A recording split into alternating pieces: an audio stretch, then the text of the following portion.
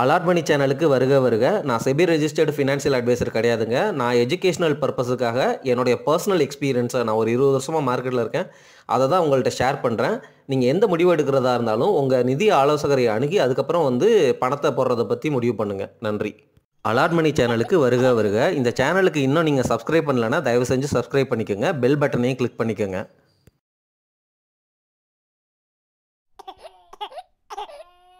இந்த வீடியோ பதிவில் tax free income வர்ற மாதிரி இருக்கிற ஒரு கோல்டு ஸ்கீமை பற்றி தான் பார்க்க போகிறோம். இந்த ஸ்கீம் பேர் கோல்டு மானிட்டைசேஷன் ஸ்கீம். இது ஆர்பிஐயால் அனௌன்ஸ் பண்ணப்பட்டது.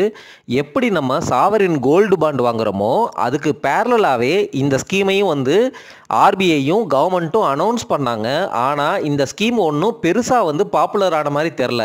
ஆனாலும் ரொம்ப ரொம்ப ஸ்மார்ட்டான கிளவரான பிஸ்னஸ் கார்ப்பரேட் பீப்புள் இதை யூட்டிலைஸ் பண்ணிகிட்டு இருப்பாங்க அப்படின்னு தான் நான் நம்புகிறேன்.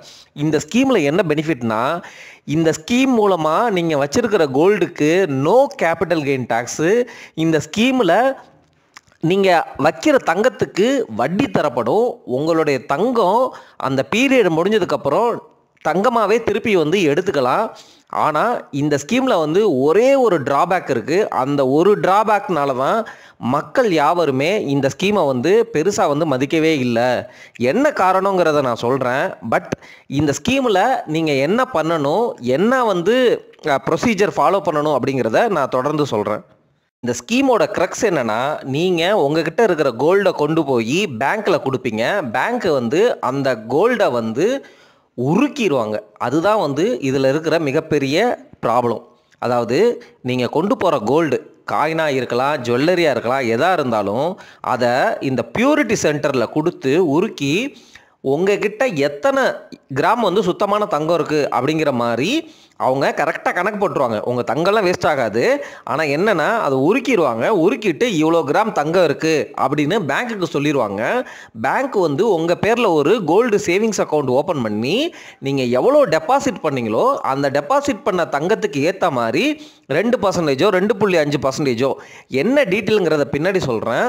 உங்களுக்கு வட்டி தொடர்ந்து தரப்படும். இந்த வட்டிங்கிறது உங்களுக்கு டேக்ஸ் ஃப்ரீ இன்கம்ங்க. அதையும் புரிஞ்சுக்கோங்க. நீங்கள் இதில் வச்சிருக்கிற தங்கமானது அப்ரிஷியேட் ஆகும்ல. தங்கத்தோட விலை ஏறினாலும் உங்களுக்கு எண்ட் ஆஃப் த டே நீங்கள் அந்த தங்கத்தை தான் திருப்பி வித்ட்ரா பண்ண போகிறீங்க. ஸோ அதனால் இந்த பீரியடில் வர்ற அந்த தங்கத்துக்கு நோ கேபிட்டல் கெயின் டேக்ஸ் அப்படிங்கிறதையும் புரிஞ்சுக்கோங்க. நீங்கள் ஃபிசிக்கலாக ஒரு தங்கம் வாங்கி வச்சுருக்கீங்க அப்படின்னா அரசாங்கத்துக்கு நீங்கள் கேபிட்டல் கெயின் டேக்ஸ் இப்போ கட்டணும். அதுதான் ரூலு. ஆனால் இந்த ஸ்கீமில் நீங்கள் வச்சிங்க அப்படின்னா கேபிட்டல் கெயின் டேக்ஸும் கிடையாது. ப்ளஸ் இவங்க வட்டியும் கொடுக்குறாங்க.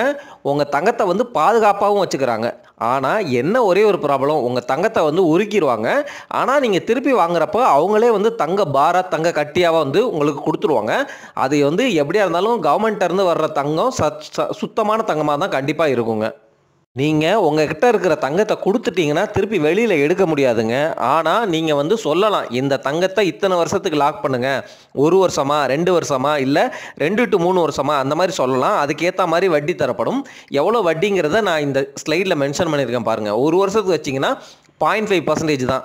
1 to 2 இயர்ஸ் வச்சிங்கன்னா 0.6%, 2 to 3 இயர்ஸ் வச்சிங்கன்னா 0.75. இதெல்லாமே ஷார்ட்டமாக நீங்கள் கோல்டை நீங்கள் லாக்கரில் வைக்கிறீங்க. அதாவது என்னென்னா கவர்மெண்ட்டுக்கிட்ட கொடுக்குறீங்க, உருக்கி அவங்க அவங்களுடைய அக்கௌண்டிங்கில் காட்டுக்குவாங்க. அதுக்கு உங்களுக்கு வட்டி இவ்வளோ கொடுத்துக்கிட்டே இருப்பாங்க வருஷத்துக்கு. அதுக்கப்புறம் இந்த பீரியட் முடிஞ்சதுக்கப்புறம் ஆர்பிஐயோடைய தங்க கட்டியோ தங்க பாரோ உங்கள்கிட்ட திருப்பி கொடுக்கப்படும். நீங்கள் எவ்வளோ கிராம் டெபாசிட் பண்ணீங்களோ அந்த கிராமுக்கு ஈக்குவலண்ட்டான தங்க கட்டியோ தங்க பாரோ திருப்பி கொடுக்கப்படும். உங்களுக்கு தர்ற வட்டிங்கிறது நோ டேக்ஸ். சரிங்களா? இதே இது நீங்கள் மீடியம் டேர்மும் வச்சுக்கலாம். 5 வருஷம் அப்படின்னு சொன்னீங்கன்னா 2.25% நல்லா இருக்கு பாருங்கள் வட்டி.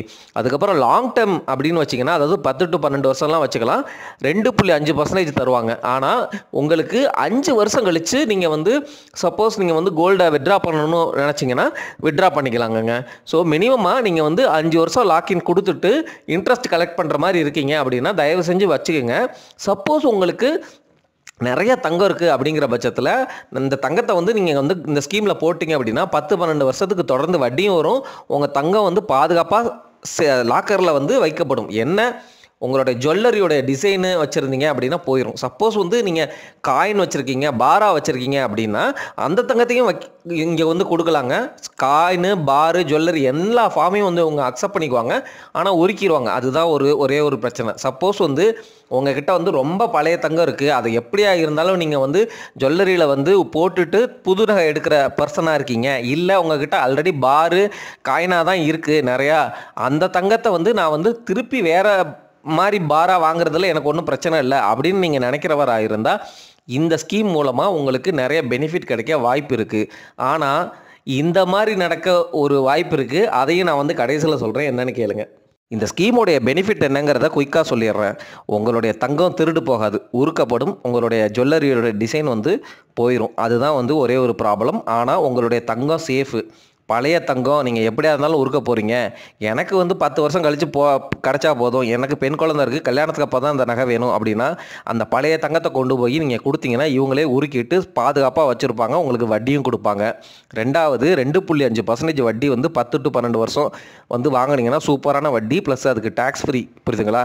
அதே போல் தங்கத்தோடைய விலையும் ஏறும்ல. இன்றைக்கி 10,000 இருக்குன்னா வந்து 10 வருஷம் கழித்து 30,000 போகுதுன்னா அந்த 20,000ங்கிறது வந்து நீங்கள் தங்கத்தில் சம்பாரித்த லாபம். இதை நீங்கள் ஃபிசிக்கலாக வச்சுருந்தீங்கன்னா அந்த லாபத்துக்கு வட்டி கட்டணும். ஆனால் அந்த ஸ்கீம் மூலமாக வச்சிங்கன்னா நோ டேக்ஸ். புரியுதுங்களா? வட்டி கட்டணும்னு சொல்லிட்டேன். நீங்கள் ஃபிசிக்கலாக வச்சுருக்கிற கோல்டு ப்ரைஸ் அப்ரிஷியேட் ஆனால் அதை வைக்கிறப்போ நீங்கள் வந்து டேக்ஸ் கட்டணும். ஃபிசிக்கலாக வச்சுருக்கிற கோல்டுக்கு நம்ம எல்லோரும் ஃபிசிக்கலாக தான் வச்சுருக்கோம். இந்த ஸ்கீம் மூலமாக போயிட்டீங்க அப்படின்னா சப்போஸ் தங்கத்தோட விலை ஏறினாலும் அந்த வர்ற லாபத்துக்கு நீங்கள் வந்து எந்தவித டேக்ஸும் கட்ட வேணாம் அப்படிங்கிறது தான் capital gain tax. Capital gain tax கிடையாது, வர்ற வட்டிக்கு நோ டேக்ஸ். புரியுதுங்களா? ப்ளஸ் உங்களுடைய தங்கம் வந்து சேஃபு. நீங்கள் லாக்கர் ஃபீயும் கொடுக்க தேவையில்ல. சூப்பரான ஸ்கீமாக இருக்குது. ஆனால் என்ன அப்படின்னா பெரும்பாலான மக்கள் வந்து அவங்களுடைய ஜுவல்லரி வந்து உருக்கிட்டு போடுறத வந்து அவங்க விரும்பலை. அதனால தான் அந்த ஸ்கீம் பாப்புலராக இல்லை. அது மட்டும் இல்லாமல் மக்கள்கிட்ட வந்து ஒரு பயம் இருக்குது. சப்போஸ் வந்து இந்த தங்கத்தை வந்து செல்லாது அப்படின்னு கவர்மெண்ட் அனௌன்ஸ் பண்ணிருச்சுன்னு வச்சுக்கோங்க, இந்த ஸ்கீமில் இருக்கிற தங்கத்தை டேரெக்டாக எடுத்துக்கிற அந்த மாதிரி இந்தியாவில் வாய்ப்பு கிடையாது. அப்படி நடக்க விட மாட்டாங்க. பட் இருந்தாலும் பெரிய பொருளாதார நிபுணர்கள்லாம் இப்படியும் ஒரு சான்ஸ் இருக்குது, அதனால் வந்து ஃபிசிக்கலாகவே கோல்டு வச்சுக்கோங்க. சப்போஸ் ஒரு எமர்ஜென்சி வாரு அந்த மாதிரி இந்தியாவில் நடக்குது, நம்ம நாட்டை வந்து தப்பிச்சு போகணும் அப்படின்னா இந்த ஃபிசிக்கல் கோல்டை தான் எடுத்துகிட்டு போகிற மாதிரி இருக்கும். இந்த மாதிரி டெபாசிட் பண்ண கோல்டெல்லாம் அப்போதைக்கு எடுக்க முடியுமா அப்படிங்கிறது தெரியாது. இது வந்து ஒஸ்ட் கேஸு. புரியுதுங்களா? இப்படி நடந்துச்சுன்னா நமக்கு பேட் லக்கு தான். சரிங்களா? இதையும் நான் வந்து சொல்லிக்கிறேன். பட் ஆனால் இதை தவிர்த்துட்டு பார்த்தோன்னா இந்த ஸ்கீம் வந்து ரொம்ப ரொம்ப பியூட்டிஃபுல்லான ஸ்கீமாக எனக்கு தெரியுதுங்க.